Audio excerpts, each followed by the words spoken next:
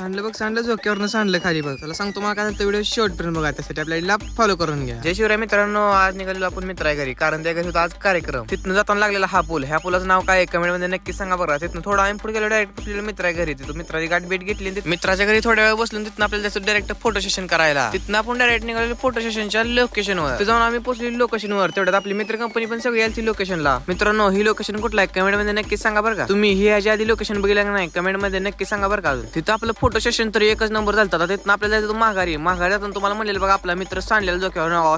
सांडला म्हणून तर सांडला बघा लगेच डोक्यावर. तिथनं आपण डायरेक्ट निघालेलो पंढरपूरला.